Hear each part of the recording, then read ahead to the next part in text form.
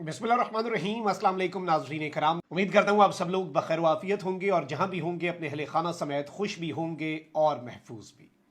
नाज़रीन कराम, कल मैंने आपके सामने एक खबर रखी थी कि पाकिस्तान तहरीक इंसाफ और पाकिस्तान के ताकतवर हलकों के दरमियान क्या राब्ते बहाल होने जा रहे हैं। क्या पाकिस्तान तहरीक इंसाफ और इस्टेब्लिशमेंट की हॉटलाइन, उनके दरमियान जो कम्युनिकेशन चैनल है वो इस्टेब्लिश होने वाला है, और क्या इस वक्त ट्रस्ट डेफिसिट को कम करने की कोशिशें हो रही हैं। तो अब बाज़ाब्ता तौर पर पहला एलानिया मशवरा जो है इमरान खान साहब और आर्मी चीफ की सुलह के लिए, और पहला ही एलानिया कोशिश जो है वो इस वक्त कर दी गई है। बीज जो है वो बो दिया गया है और अच्छाई की उम्मीद है, एक पेज की उम्मीद पैदा हो चुकी है। जबकि दूसरी जानिब आर्मी चीफ ने खिताब किया है और आर्मी चीफ ने सबके होश जो हैं वो ठिकाने लगाए हैं।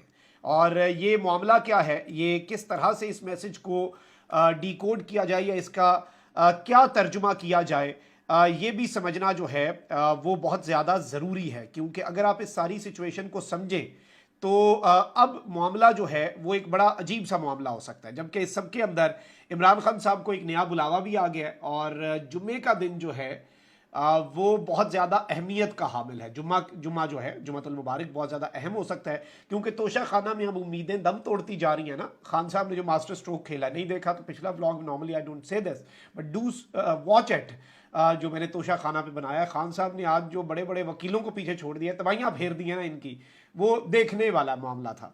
अच्छा, सबसे पहले आपके सामने एक और डिटेल रख दूं। जब जब इमरान खान साहब किसी मामले में सुरखरू होते हैं, उसे कुदरत का इशारा समझने और मामलात को अफाम तफहीम से हल करने और इस बात का इदराक करने के बजाय कि भाई वो करम पे चल रहा है, जिस पे करम हो उससे पंगा नहीं लेते, चलती मशीन में हाथ नहीं देते। पिछले 1.5 साल से किसी ने अपनी गलतियों से तो सीखा नहीं, तो फिर कुछ नया किया जाता है। फ्रस्ट्रेशन होती है, बौखलाहट होती है, जल्दबाजियां देखें, एतवार के दिन सेनेट चल जाती है। हुमायूं दिलावर साहब कितनी तेज़ी से फैसला सुनाना चाहते हैं। अब सुप्रीम कोर्ट पे उम्मीद है कि वो अगर मामले के अंदर अगर स्टे दे देते हैं तो फिर हुमायूं दिलावर साहब ने छुट्टी पे जाना, फिर देखेगा उनकी छुट्टी भी ना कैंसिल हो जाए। और उन्होंने 5 तारीख से पहले पहले फैसला करना था। अब पता नहीं वो करते हैं, अभी भी कर सकते हैं, करने को तो कुछ भी कर सकते हैं।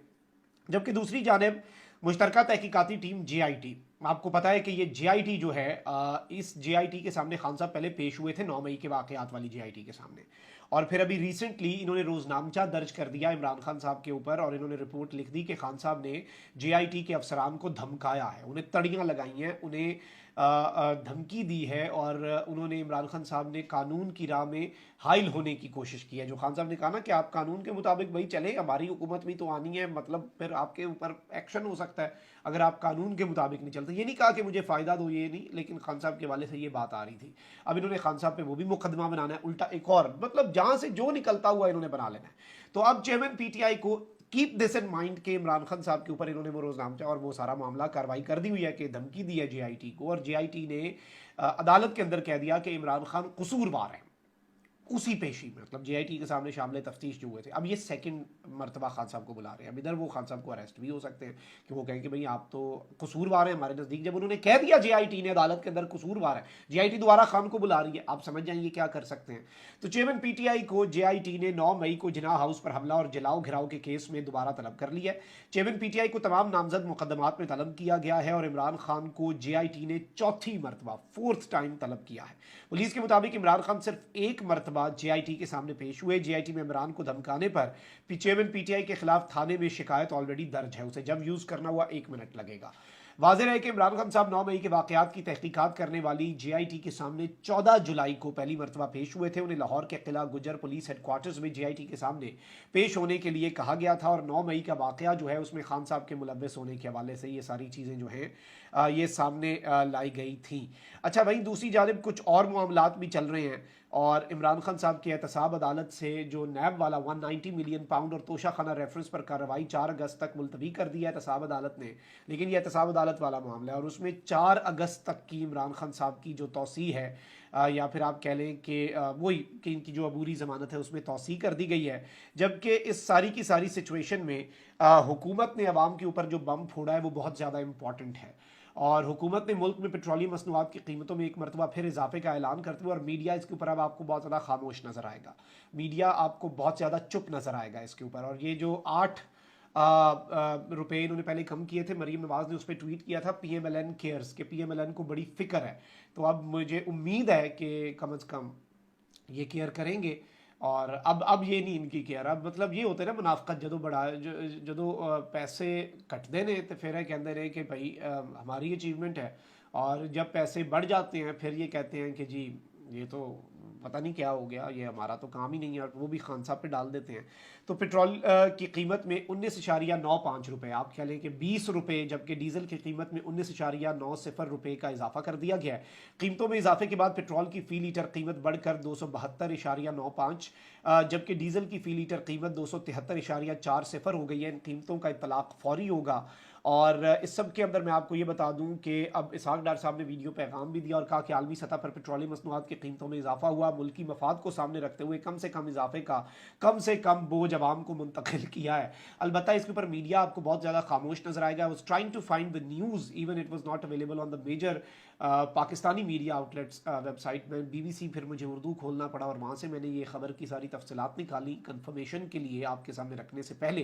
तो यहाँ से भी आप समझ सकते हैं कि असल में मामला क्या है। और अब आपको बहुत ज़्यादा लोग जो हैं, मीडिया शायद आपको ये भी ना दिखाए और मीडिया को शायद मना कर दिया जाए कि आप पेट्रोल पंप्स के ऊपर जब पेट्रोल की कीमतों में 2-2 रुपया भी इजाफा होता है तो आप जाके जब लोगों से उनके व्यूज़ पूछते हैं तो मीडिया चैनल शायद वो भी ना पूछें, और बहुत आपको कम मीडिया चैनल्स नज़र आएंगे। लेकिन एवरीवन नोज़ कि क्या मामला है और आवाम के ऊपर इसका जो असर पड़ेगा। और ये सिर्फ नहीं है कि मोटरसाइकिल में पेट्रोल डलवानी है गाड़ी में, आपके घर के करीब जो करियाने वाली दुकान है उसके ऊपर जो अंडा आ रहा है, जो ब्रेड आ रही है, जो दाल आ रही है, जो चीनी आ रही है, जो पत्ती आ रही है, जो दूध आ रहा है, जो आपका अगर कोई गवाला है वो आके आपको दूध दे रहा है मोटरसाइकिल, हर चीज़ की कीमत पे इसका इम्पैक्ट पड़ता है। आपको नहीं पता, छोटी सी चीज़ मैंने बताई, बड़े लेवल पे तो फिर आप सोच नहीं सकते क्या फ़र्क पड़ते हैं।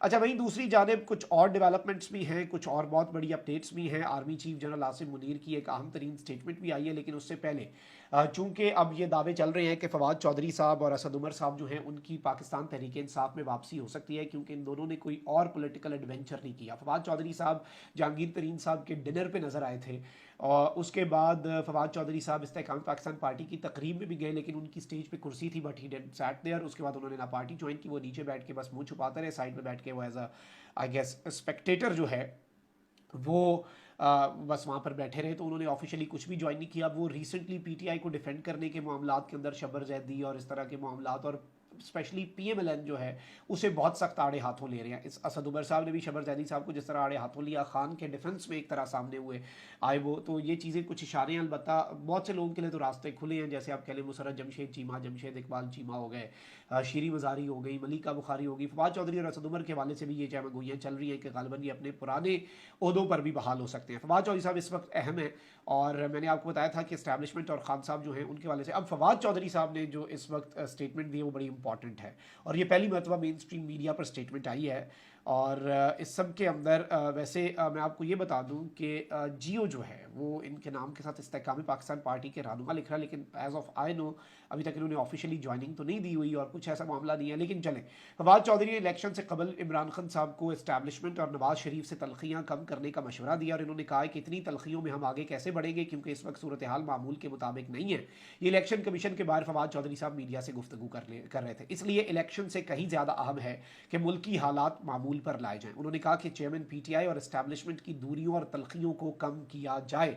जब तक ये तलखियाँ कम नहीं होती पाकिस्तान में इलेक्शन कैसे मुमकिन हो सकता है? इलेक्शन हो भी गए तो उसके नतीजे में कोई भी मसला कैसे हल होगा? साबिक वजीर का कहना था कि पाकिस्तान के अंदर जमहूरियत और इंतखाबात का माहौल ही नहीं है, फैसला करने की ज़रूरत है कि पाकिस्तान को कैसे नॉर्मल करना है।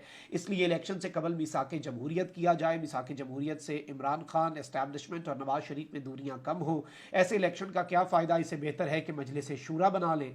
और इस सब के अंदर इन्होंने कहा कि जी शहबाज शरीफ और राजा रियाज की मर्जी से हुकूमत बनेगी और वो इलेक्शन कराएगी। पाकिस्तान के मसाइल पर तो हम बात ही नहीं कर पा रहे, हमारी आपस में जो लड़ाइयाँ हैं उनसे बाहर नहीं निकल पा रहे। नपाहिज हालात में पाकिस्तान का इलेक्शन की तरफ जाना या ना जाना गैर मुतलका है, इससे पहले तलखियाँ ख़त्म करनी होंगी। Now this is a very important statement, और इसमें ये खान साहब का मशवरा और ये बात बरमला और मीडिया पर आकर पब्लिकली कहना कि इस्टेब्लिशमेंट और इमरान खान की तलखियाँ और दूरियाँ ख़त्म होना इलेक्शन से पहले बहुत ज़रूरी हुई है, मैं समझता हूँ ये भी एक ताज़ा हवा का झोंका है और ये बेसिकली एक पेज पर सबको लाने के लिए, डेमोक्रेसी के लिए सबको, इवन फिर नवाज शरीफ हैं तो फिर वो भी, लेकिन ये एक आप समझ जाइए किस तरफ मामला जा रहा है और इस चीज़ को समझें, अक्लमंद के लिए इशारा काफ़ी होता है। अच्छा, वहीं दूसरी जानब पाकिस्तान मिनरल समिट हुआ है, उससे खिताब किया army chief general Asim Munir ने और उन्होंने कहा कि हमारी सरजमीन बहुत सी मादनियात से मुज़य्यन है और हम सब की माशरती जिम्मेदारी, क्योंकि ये बात होती है कि मिलिट्री का रोल है इकॉनमी के रिवाइवल में या नहीं या ये वो, लेकिन उन्होंने कहा कि हम सबकी ये माशरती जिम्मेदारी है कि हम मिलकर मुल्क की मीशत में अपना किरदार अदा करें। मुल्क की मीशत बेसिकली होती भी यही है, एक मजदूर से लेके एक वज़ीर आज़म तक सब बेसिकली मुल्क की मीशत में अपने अपने तय कॉन्ट्रीब्यूट कर रहे होते हैं टुवर्ड्स द इकॉनमी बंदों से बनती है। तो ये आई गेस उनका मतलब था। इन्होंने कहा है कि जी हुकूमत पाकिस्तान ने तमाम इदारों के साथ मिलकर SIFC का क़याम यकीनी बनाया। इसका क़याम तमाम शराकतदारों को एक प्लेटफॉर्म पर लाना है, जबकि मिनरल समिट मुल्की और गैर मुल्की सरमायाकारों के लिए आसान कारोबार के नए उसूल वाजे करते हैं। आर्मी चीफ ने कहा कि अमन और खुशहाली के रास्ते पर गामजन रहना ही इस्तिकामत है। मादनियाती प्रोजेक्ट्स अवाम की तरक्की का जीना है। जनरल आसिम मुनीर ने कहा कि सूरह रहमान में अल्लाह ताला ने फरमाया कि और तुम अपने रब की कौन कौन सी नेमत को झुटलाओगे। आर्मी चीफ ने कुरान पाक का हवाला देकर वाजे किया कि अल्लाह उनकी मदद करता है जो अपनी मदद आप करते हैं। उन्होंने कहा कि मजीद उन्होंने ये कहा कि मुल्क पर नज़र डालें तो बर्फपोश पहाड़ों से लेकर सहराओं की वसत तक क्या कुछ नहीं, साहली पट्टी से मैदानी इलाकों तक इस सरजमीन में क्या कुछ नहीं। हमारी माशरती जिम्मेदारी है कि हम मिलकर मुल्क की मीशत में अपना किरदार अदा करें। हमें कभी उम्मीद का दामन नहीं छोड़ना। हमारी सरजमीन बहुत सी मादनियात से मुज़य्यन है। बैरूनी सरमायाकारों को दावत देते हैं पाकिस्तान में छुपे खजानों को दरियाफ्त करें। इस मौके पर आर्मी चीफ ने बैरक गोल्ड के CEO और प्रेसिडेंट मार्क ब्रिस्टो का शुक्रिया अदा किया, जबकि उन्होंने Saudi mining's minister engineer Khalid bin Saleh Al मुदैफर और दीगर सरमायाकारों का भी शुक्रिया अदा किया। और army chief general Asim Munir economy को लेकर और पाकिस्तान की इन चीज़ों को लेकर इस वक्त बहुत ज़्यादा डिटर्मिन्ड नज़र आ रहे हैं और ये एक बड़ा क्लियर मैसेज है कि वो चीज़ों को इस हवाले से बहुत ज़्यादा सीरियसनेस उनके सारे एक्शंस के अंदर नज़र आ रही है। अच्छा, वैसे ये भी एक खबर है मेरे सामने कि इन्होंने इलामा इकबाल का ये शेर भी पढ़ा जनरल साहब ने कि तेरे दरिया में तूफ़ान क्यों नहीं है, तेरे दरिया में तूफ़ान क्यों नहीं है, खुदी तेरी मुसलमान क्यों नहीं है, ए बस है शिकवाए तकदीर यज़दा, तो खुद तकदीर यज़दा क्यों नहीं है। तो मतलब यही है कि, और पैगाम भी यही था कि किस्मत पे शिकवा ना करें, ख़ुद अपनी किस्मत आप बनाएं। और एक मोटिवेट करने वाला ज़ाहिर बात है उनका, मैं समझता हूँ कि ये उनका खिताब था।